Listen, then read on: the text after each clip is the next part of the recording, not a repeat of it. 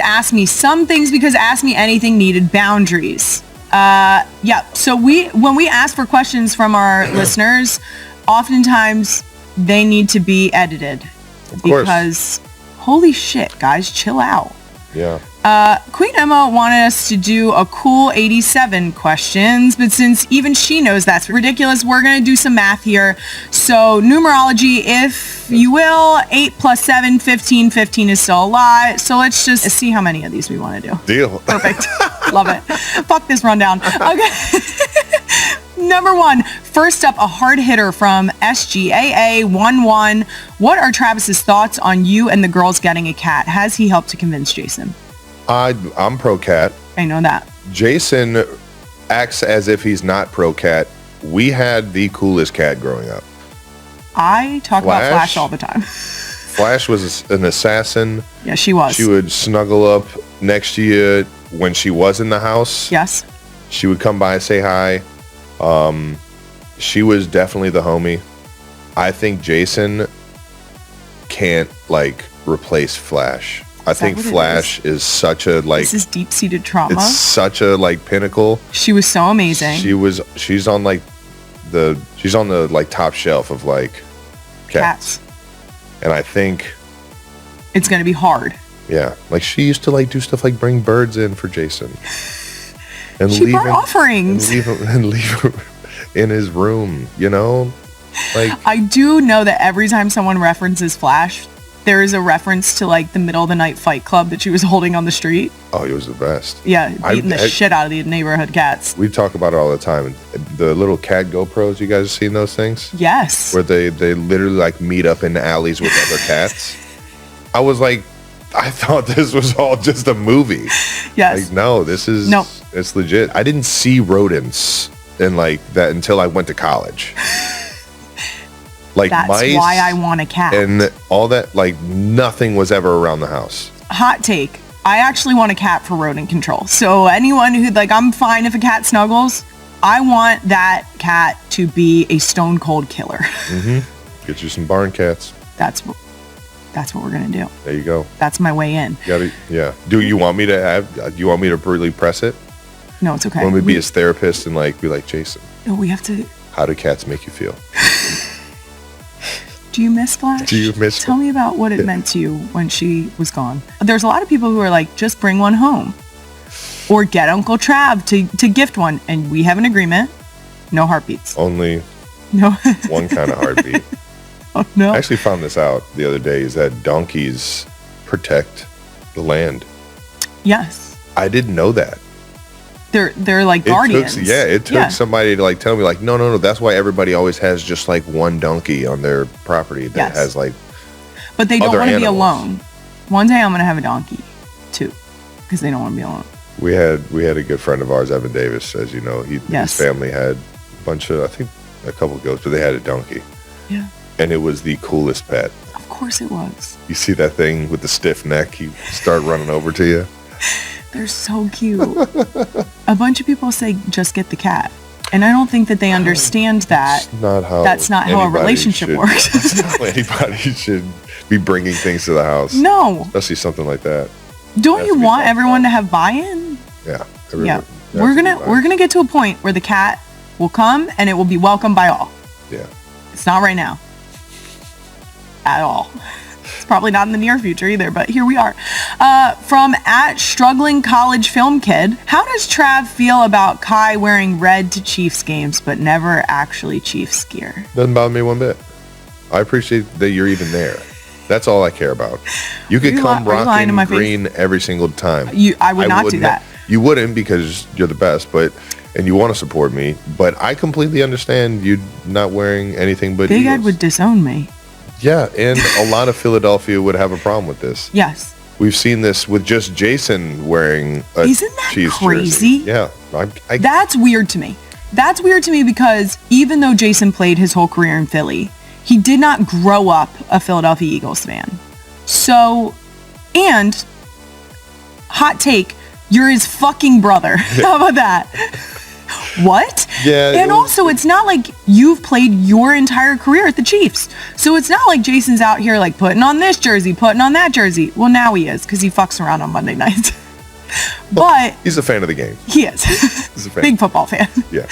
And then I've got my green in the closet. Like you do? I've taken so many of Jason's jerseys that he has no idea I have. It's the best. Good. I'll just see those things. We don't need it after anymore. A game. Just see him hanging over by the laundry bin. I'll just like, lift it. Didn't have a Kelly and Green one. You're coming home with me. No, I will always wear red for you. I will, of course, wear Bearcats. Yeah. Because that's as close as it gets to wearing something that would be Chiefs. Yeah. And I cheer for the Chiefs. And if people see me in person, I will tell people all the time, go Chiefs. I just saw an 87 jersey yesterday. Yesterday? What day is today? Yesterday. Nice. And we were talking about how much we love the Chiefs. Nice. Thank you. So. Listen, you guys got to cut the shit. Right? Get off my back. Yeah. Leave Kylo. Next from Real One, V. McDougal. We talked about it briefly. What did Taylor say about her broken chair? Well, I had to present it to her because I felt bad of just she didn't hear that commotion. No, she didn't. She wasn't in the house, but me and Jason talked about it right after that. We're like, should I just super glue it and the next person that sits in it breaks Blame it? Them. Yeah. And then I looked at how bad I broke it. I'm like, not possible. I'm going to need a whole roll of duct tape to fucking put this thing back together the way it was splintering and all this. Lovely chair, but R.I.P. Yeah, I had to walk in with just the back holding pieces. It's like, how much did you love this chair? I have never seen you sit in this chair. You didn't care about it, right? Right? What's the most memorable thing that you've broken at the house when you were a kid? You and Jason. Do you remember? Oh, man. The garage door, windows. Yeah, but I don't remember that. Oh, the windows. You're talking about the other garage. So the first garage in North Ridgeville, I notoriously got in the car and it went forward and I went through the garage door. Mm-hmm. So broke that garage.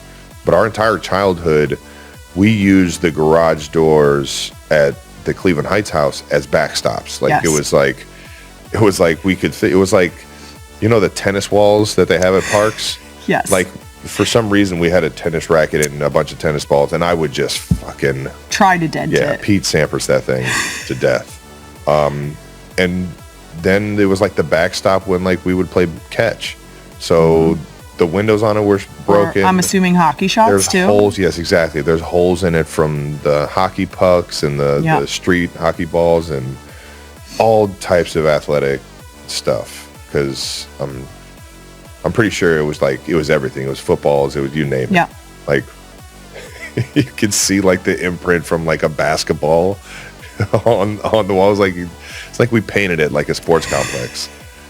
And it was guess the dent. Yes. So, but that was, I would say the most memorable for me was either the office, the computer window, or the floor in the living room. Jason, tell me more. So I'll start with the computer. I'm at the house alone, probably middle school, 8th grade, somewhere around there. My dad had just got me a wooden baseball bat, and I hadn't used it yet. But we had this big net. We had this net that wasn't that big, but it was there, and I was trying to just feel what it felt like to hit it on the Make sweet some spot. Contact. Yeah. Hit it just over the net, grazed the top of the net and went straight into my dad's office window. And he's not at the house. So I'm thinking what dad don't know won't hurt him. Oh, so no. I just start sweeping up some of the glass and I close the storm window as the regular window and just kind of left it and didn't say anything for the next, I guess my dad went back there to mess with a few plugs and saw that there was just shattered glass everywhere because I only grabbed the big pieces. I was what the hell happened here? And then saw the window and came, hey, it was a month, 2 months later. Oh, you got away with it for a little while. Oh yeah, they had no idea. Which one of you idiots broke the fucking window? Or why did this? I'm just sitting there like playing video games. Like, huh? Oh, I don't know. A window? Who? Yeah, he knew exactly what it was. And then there's the floor. The floor in the living room. Another, sweep it under the rug kind of thing. Me and Jason. Hold the couch over a little. Jason are unsupervised at the house. This is probably middle school-ish again. And when I say unsupervised, like parents running to the store and back. But me and Jason we're wrestling, and then he suplexes me, throws me into the couch. And as I hit the couch, I feel like me go through the couch into the floor and like through the floor. And we probably had just kind of like pushed the couch in another direction. My mom or dad had no idea until one day. I think my mom or my dad was like, either one of them was like cleaning up the house and vacuuming and like turning, all right, let me get under the couch and get some of this stuff under the couch. And they realized we had a hole in the floor. Yeah. That he could probably fit 2 tennis shoes in. But yeah, that was probably It was that big? It was enormous. Me and Jason literally sat there like, we can't tell them. There's no turning back. We have to hide this forever. We must take this to the grave. Yeah. Next up, Scrapbook says, is there a group chat with the 4 of you, Jason, Kai, Travis, and Taylor? And is it as fun as we think it is? Well, I'll say this. You can say none of your damn business. Yeah, I'll say this. Because I tell people that all the time on here. Of course there's a group chat. There is a group chat. Yeah, That's it. That's all you get. Yeah, 100%. Haha. Next up from Football Girly Pop. Do y'all have a favorite viral moment of each other? I answered this question about Jason recently because he has lots. And within this question, it became clear you also have lots. So let's come up with a couple. Fight for your right. You gotta fight! A lot of viral clips of you chanting that. That's fun. Shout out to the Beastie Boys. I didn't mean to be that a part of that song. But I appreciate you guys for creating it and letting me be a part of it. At least you haven't told me you hate me yet, so. How could you? It's all in good fun. I'm just fighting for my right, dudes. To party. Nah. On stage at the Eras Tour as a backup dancer. That was pretty insane. You did a great job. That was pretty insane. I had never felt so small ever in my life. That Which is stage, crazy because you've been in full stadiums, but it's that was a different. whole different animal. Like, yes. I felt like I was like an ant because the on a football field, like you have space. Yeah. There's not 1,000 people right up on you, and then you look into the stands, and more it's people. like not light on the crowd. It's just a kind of like a dark, like, holy shit, there's a lot of people here. Yeah. And but yeah, that was amazing. You nailed it. Yeah. I didn't drop her. I promise you, that's all that was going through. It was the same as Phoenix. Yeah, You're like Phoenix. Don't drop her. Right Perfect. foot. You nailed it. Right foot. Left foot. Chugging a beer after getting your diploma at the Live. I did say Live. Nice. Yeah. Touchdown dances, gifting Coach Reed a cheeseburger, SNL. All of these are viral moments. I will say one of my absolute favorites, I think it was outstanding comedic timing by you, was the White House podium. Oh, God. That shit was fucking hilarious. That was hilarious. It was so funny. My fellow Americans. I was like in my head, like, do I say more? No, you nailed that. So it was the perfect amount. You nailed it. You nailed it. Everyone thinks that I tapped President Biden on the shoulder and like flanked him. And that is not true. I did not flank the president. Clear it up right now. Just to get on the mic. But you thought about it? No, he just kind of opened the gate. It was just good. He opened the gate. Good. And you were like, let me step in. Okay, you're going to let me say something. There's an open podium. Let me step up to that. Nailed it. There are not a ton of viral Kylie moments, so you don't have to answer the other side of this question. We actually I gotta think of what? Nope. We're not. We can't even go there because it always ends up in the Yep. Last question from Natalie Rose. Patiently waiting to hear about Trav's best man speech. Do you remember giving a best man speech at our wedding? Of course I do. It was a very, you nailed it. I don't think, and to be Thank fair, you for saying that, because I don't think anyone had any doubt that you would nail it. Did you? I did, because I wrote it as I was like putting my suit on. You did a great job. You did. I procrastinated like a Kelce and just waited until like the day I wrote of. my vows the night before. Brilliant. Thank you. Because when the feeling strikes you, you will. And there's that creative push. Yes. And you have to get this done. And ADHD, when the pressure's on and you procrastinated too long, suddenly your brain's like, I'm ready to work. And it's just like, all right, you got something, go for it. It's not here sitting here being like, oh, should I do this? Should I do that? Should I do this? Should I do that? Now it's like an entire hour, and nobody wants to sit through an hour-long wedding speech. No, you were the perfect amount of time. I didn't know how you balanced the emotional and the funny. Do you remember anything in particular from giving the speech? Other than talking about Jason and trying to make everyone laugh about that, just like letting you know that I just got like the coolest sister. Like that's all I really remember. And you did a great job. And how it was she's so sweet and nice, and she's so kind and so polite. And then we go to the shore, because Hawaii was where we first met. Yes. And then we go to the shore, and all of a sudden we're at Ocean Drive. And I hear a motherfucker. I'm like, holy shit, where did this woman come from? This is why at the snap of a finger, Jason's like, huh? Who, me? Whatever you say. Yeah. That's good stuff. Oh, no. I think I know what you're talking about. Do you remember the little nook we were in at OD? Man, good times over there at the shore. Shout out to the Ocean Drive. We love it there. Yes, we do. All right, that's it for Ask Me Some Things and our Real One questions. All right, now, how'd I do? You're 10 times better than me and Jason at this. You actually have a flow, and you've looked at the rundown.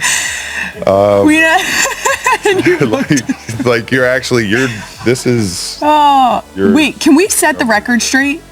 Is intern Brandon an intern? Of course he is. He's Bullshit. been the intern. Sorry, Brandon, I tried.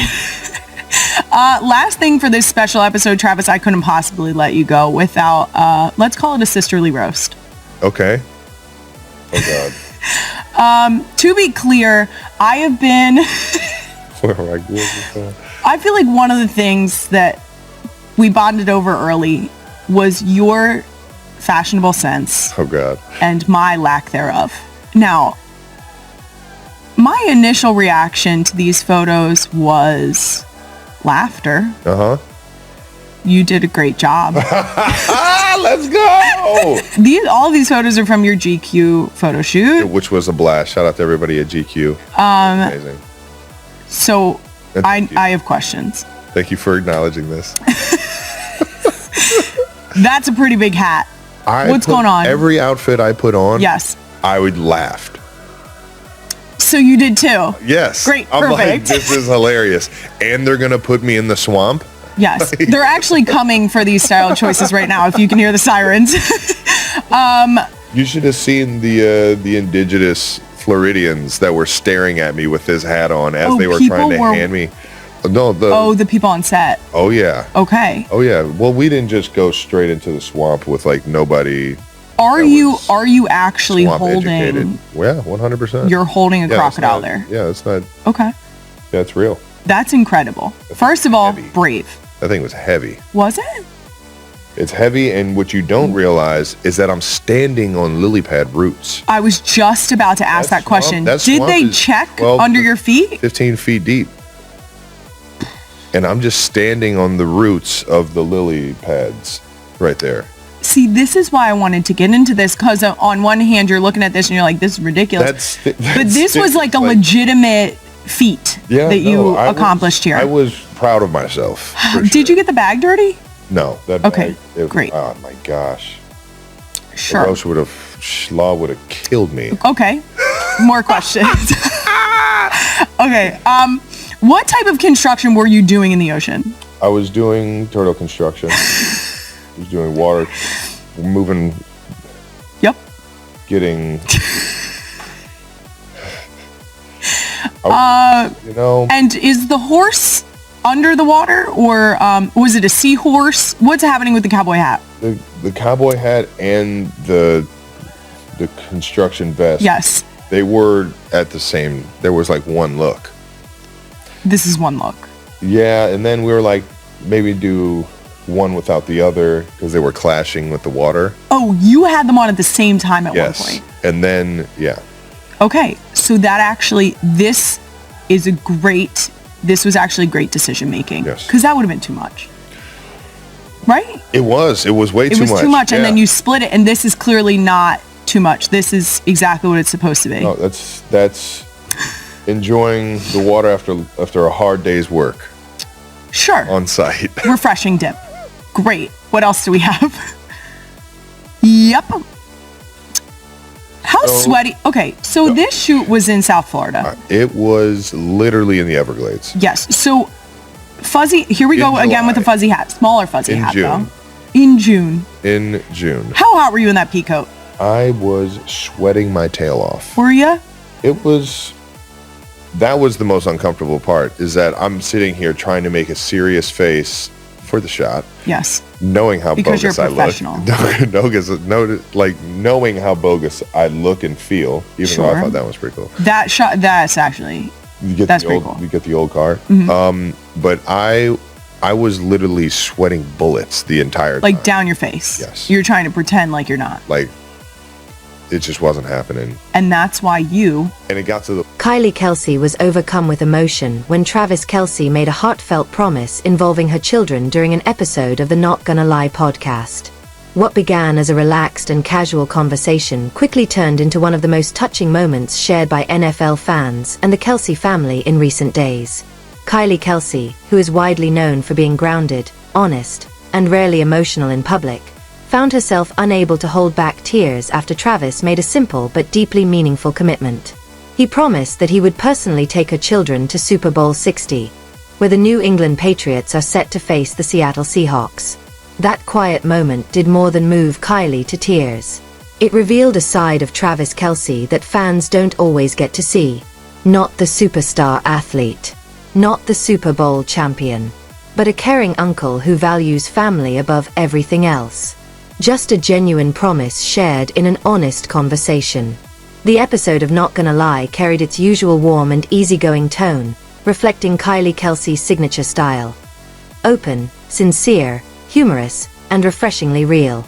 The discussion touched on parenting, managing family life, navigating public attention, and the challenges children face growing up around professional sports. When Kylie was asked what kind of future experiences she hoped her children would have, she answered without hesitation. "I don't need them to be athletes," she said. "I just want them to grow up with memories that make them feel included and loved." That was when Travis Kelce, joining as a special guest, leaned closer to the microphone with a quiet smile and said something that briefly stopped the room. "I promise you, Kylie," he said, "when Super Bowl 60 comes,